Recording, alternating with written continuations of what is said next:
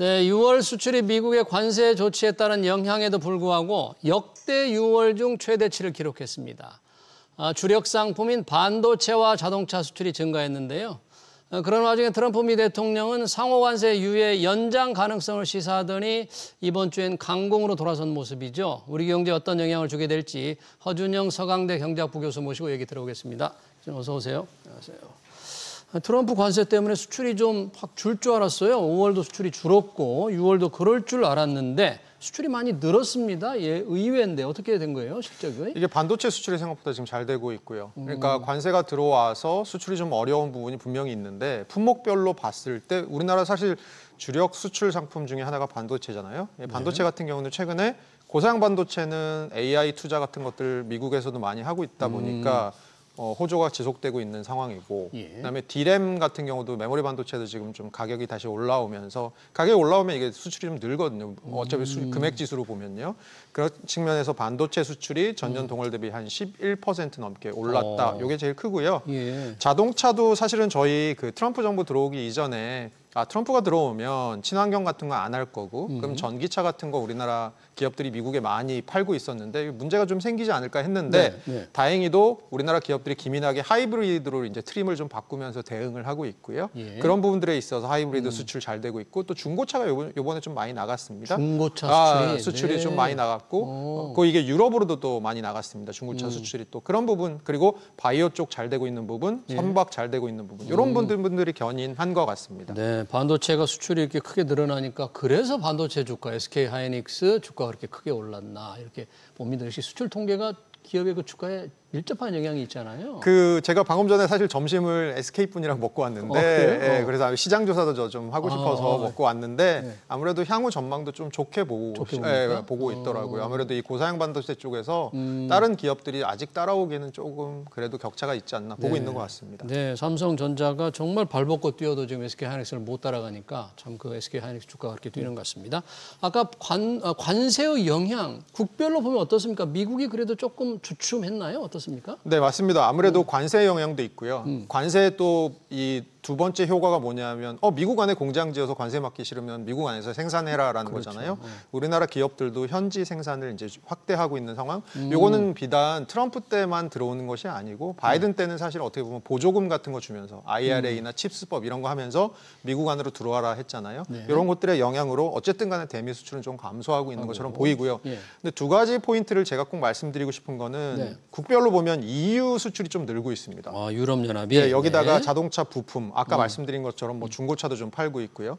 또 하나가 아세안 수출이 좀 아세안 지역에 대한 수출이 늘고 있는데 여기서 두 가지 포인트 말씀드리고 싶은 건 EU는 굉장히 재미있습니다. 2000년대 초반에는 영국이나 독일이 우리나라 10대 수출국에 있었습니다. 네, 그런데요. 10년 후 되니까 사라지고 20년 후 되니까 아예 사라졌습니다. 그러니까 10대에 됐어요? 그러니까 10대 안으로 베트남 같은 나라들이 위로 올라오면서 EU 국가들이 빠졌거든요. 아예 다 빠졌습니다. EU 국가가 10위 안에 수출국에는. 근데 최근 들어서 어쨌든 간에 우리가 수출 다변화나 아니면 트럼프의 관세 정책 하에서 조금 저희랑 비슷한 포지션의 국가들끼리 같이 뭉치는 것들을 좀 새로운 블록을 생각해 보면 EU 수출이 좀 느는 것들을 좀 저는 반색할 만한 일이라고 생각하고요. 반대로 아세안 수출은 지금 상호관세가 유예는 됐습니다만 사실 베트남 같은 국가들이 이번에 상호관세율을 되게 세게 맞은 나라들이잖아요. 뭐 40% 넘게 상호관세율을 맞았다가 그게 이제 3개월 유예된 나라들이잖아요. 그런 측면에서는 향후에 이 상호관세가 어떤 모습으로 이 나라들에게 매겨질 것인가를 좀 우리나라가 볼 필요가 있을 것 같습니다. 네, 이제 하반기에는 사실은 지금은 수출이 이렇게 6월엔 잘 됐지만 과연 하반기까지 이어질까? 하반기 수출 전망 기업들은 조금 불안해하던데 지금 수출에 영향을 미치는 원달러 동향이라든지 이런 걸 볼 때 하반기 전망은 어떻습니까? 그러니까 하반기 최근에 이제 대한상공회의소에서 나온 자료가 저는 굉장히 참조가 많이 되던데요. 반도체나 뭐 조선, 바이오 같은 것들은 계속해서 조금 기상도가 밝은 편이다. 잘 될 거다라고 보고 있는데 오히려 저희는 좀 잘 안 될 부분들 그럼에도 불구하고 너무나 중요한 수출 부분들을 봐야 될 것이 제가 보기에는 품목관세 50% 들어와 있는 철강. 그리고 자동차와 자동차 부품. 이건 이제 품목관세가 25% 지금 들어온 상황이죠. 그리고 최근에 조금 유가가 계속 낮아서 물론 이스라엘 이란 전쟁으로 일시적으로 올라갔던 게 다시 낮아지고 있거든요. 그 유가가 낮으면 정제 마진도 좀 낮고 그리고 전 세계 지금 성장률 전망치를 기관들이 계속 낮추고 있잖아요. 아무래도 그 원유에 대한 수요가 줄어들 수밖에 없고요. 그런 측면에서 석유화학 기업들에 대해서도 약간 좀 어려울 거다. 그리고 배터리는 당분간 좀 어려운 상황 계속 지속되고 있는 것 같습니다. 그러네요. 전반적으로 하반기 전망 기업들 지금은 실적이 좋지만 과연 이어질지는 좀 지켜봐야 될 것 같고요. 자, 그런데 영향을 가장 미치는 게 이제 관세가 실제로 어떻게 될 거냐. 지금 상호관세 유예가 7월 8일까지 돼 있잖아요. 네. 트럼프 대통령이 한때 연장을 할 것처럼 하다 이제 연장 안 해주겠다 그러는데 장관들은 또 연장을 할 것 같고 종잡을 수가 없습니다. 지금 어떻게 될 것 같아요? 저는 이게 이제 복화술이라고 생각하는데요. 복화술. 아, 복화술. 네. 예. 이렇게 입 모양이랑 나오는 얘기랑 다르잖아요. 그러니까 잘 보면 입 모양은 저는 트럼프의 말이라고 생각해요. 뭐냐면 관세 유예 없다. 왜 그러냐면 저희도 입장에서 미국 입장에서 생각해 보면 7월 8일까지 딴 나라들이 얼마나 좋은 패키지들을 갖고 오는지 봐야 되는데 지금 7월 8일 되기 전에 벌써 관세 유예해 줄까? 이렇게 하면 사실 딴 나라들이 협상을 굉장히 미국의 친화적인 방식으로 가지 않을 가능성이 있다 보니까 트럼프는 세게 얘기하지만 실제 내용은 제가 보기에는 스캇 베센트 장관의 9월 1일 설 이게 보면 이유가 있는 것 같아요. 미국이 최근에 관세 협상을 할 나라들이 너무 많잖아요. 그렇죠. 그래서 1번부터 예를 들어 20번 국가까지 줄을 쫙 세워놓은 다음에 1번 국가 협상하다가 잘 안 되면 뭐라고 하냐면 너 맨 뒤에 가 있어. 그럼 2번 국가 일로 와봐. 이렇게 협상을 하는데 잘 될 리가 없잖아요. 그러면 7월 8일쯤 되면 상호관세 유예가 마감되는 시점에 가보면 맨 뒤에 가 있어 하는 나라들이 아주 많이 생길 겁니다. 그럼 그런 나라들에 대해서 일괄적으로 4월 2일 날 나왔던 상호관세안이 가게 되면 이게 너무 센 안이라서 트럼프 대통령 말로는 주요국에 편지를 보낼 거다. 그 편지에다가 관세, 상하관세를 딱 적어가지고 보낸다고 말은 그렇게 하고 협박을 하는데. 그러면 두 가지가 생각이 들 수 있어요. 첫 번째 가능성은 상호관세율을 너네 우리가 보기에 아주 열심히 임했어 라고 하고 상호관세율을 많이 깎아서 편지를 보내거나 아니면 상호관세 너희가 우리가 요때까지 한번 유예해 줄 테니까 자 이제부터는 장난 없다라는 편지를 보낼 수도 있는 건데 굉장히 전 베트남 위그젠플이 재밌더라고요. 어떤 사례인데? 베트남이 최근에 법안을 바꿔서 원래 리조트 부지로 개발할 수 없는 데를 법안을 바꿔서 트럼프 패밀리 초청해서 거기다 리조트를 지을 수 있게 해줬답니다. 아, 그래요? 그건 일종의 뇌물이잖아요. 아부를 떨었네요. 그거는 베트남이. 저희가 막 러시아 같은 사실 전제국가, 독재국가들에서 보이는 일이잖아요. 그거를 미국에다가 하고 있다.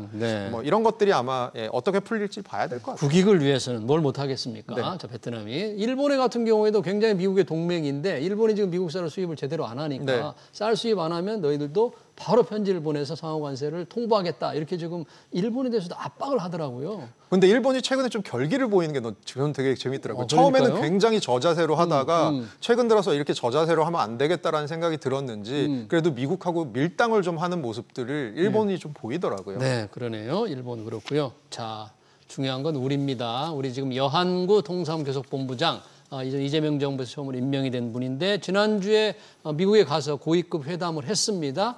내용이 자세히 알려지진 않았지만 굉장히 민감한 얘기들을 주고받은 것 같아요. 쇠고기 우리 30개월 넘은 걸 수입하라는 문제, 알래스카 LNG 개발 문제 여러 가지 오고 갔는데 어떤가요 지금 분위기가? 그러니까 이 협의 이거 이름이 뭐였냐면 고위급 통상 협의였습니다. 저희는 협의랑 합의는 좀 다른 거잖아요. 그렇죠. 합의는 결과를 도출하는 게 합의고요. 협의는 결과를 도출하기 이전에 결과에 대해서 서로 만나서 의논하는 행위를 협의라고 하잖아요. 그러니까 고위급 협의라는 것에 저는 의미를 좀 둬야 될 것 같고요. 그러니까 저희는 신정부가 들어온 지 얼마 안 되잖아요. 이전 정부랑 연속성이 없잖아요.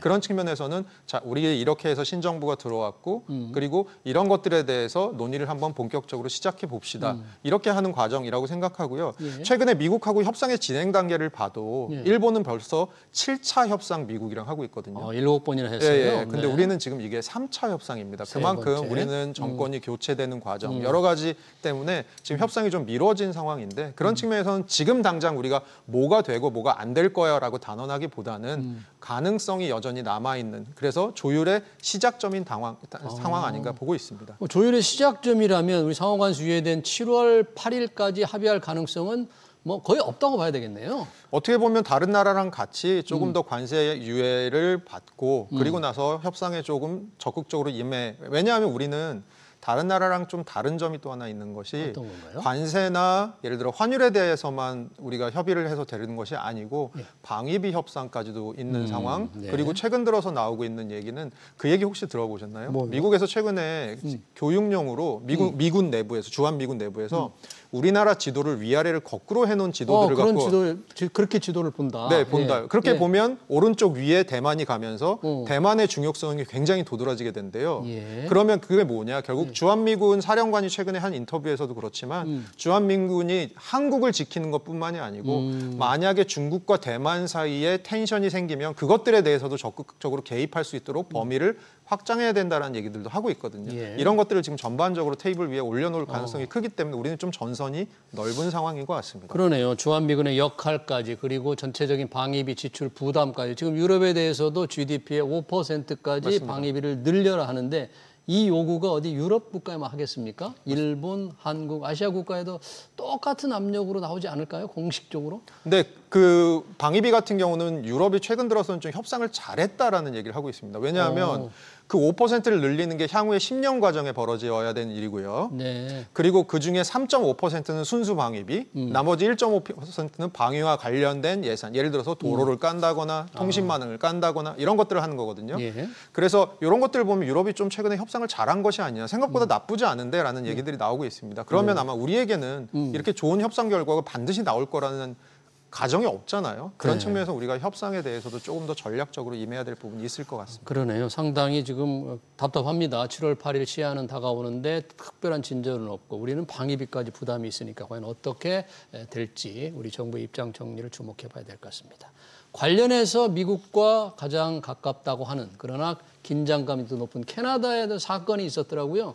무역 협상 중에 캐나다가 뭐 디지털 서비스세를 부과하겠다고 딱 경고를 하니까 발표를 하니까 즉각적으로 무역 협상을 중단해 버렸는데 지금 어떻게 진행이 됐어요, 이거는? 예, 아무래도 디지털 서비스세가 뭐 캐나다 안에서 매출이 어느 정도 이상 되는 이 디지털 서비스 기업들에 대해서 매기겠다고 하는데 아무래도 이런 기업들은 미국 기업들이 많잖아요. 구글, 그렇죠. 애플, 아마존, 메타 같은 기업들이 많다 보니까 이 트럼프 정부 입장에서는 야 이거 결국은 타겟은 다 미국 기업들인 거 아니야? 그럼 이거 하면 우리 너네랑 관세 협상 이제 안 할 거야. 그리고 원한대로 25% 관세 그대로 갈 거야. 혹은 그것보다 더 세게 갈 수도 있어. 이런 식으로 어떻게 보면 캐나다의 약점을 지금 걸고 넘어가는 부분인 것 같고요. 네. 어떻게 보면 미국이 전형적으로 쓰고 있는 협상 카드입니다. 또 하나의 예가 최근에 스페인입니다. 스페인은 어떻게 됐습니까? 스페인에 대해서 방위비 올리라고 압박하면서 뭐라고 얘기했냐면 방위비를 올리지 않으면 너네 관세로 보복할 거야 라고 얘기했습니다. 아, 스페인이 이제 방위비를 GDP의 5%까지 네. 유럽 하는데 조금 소극적이군요. 네, 소극적이니까 너네들 딴 나라, 딴 말안 나토 들어. 회원들 국처럼 안 하면 우리가 관세로 보복할 거예요. 그러니까 관세가 일종의 무기가 되는 거죠. 그러니까 캐나다한테도 디지털 서비스세 같은 거 매겨서 우리 기업들, 미국 기업들이 피해를 볼 가능성이 생기면 너네 관세로 보복할 거야라는 건데 또 하나 여기서 트럼프의 내로남불이 나옵니다. 이게 뭐냐면 최근에까지 틱톡 금지 유예가 계속되고 있잖아요. 틱톡, 네. 왜 이게 스파이 앱이라고 해서 한때 막 미국 내에서 금지시킬 거예요 하다가 유예하고 있잖아요. 네. 한편으로는 또 이런 것들에 대해서는 터주고 또 반대쪽에서는 캐나다 같은 나라들은 또 디지털 관련된 법안으로 쪼이고 네. 이거 트럼프 특유의 본인이 모든 협상의 기준이 되고 있는 그 상황이라고 본 것 같습니다. 네, 지금 캐나다는 트럼프의 압박에 즉각 손을 들어버렸더라고요. 디지털 서비스세 발표한다고 했다가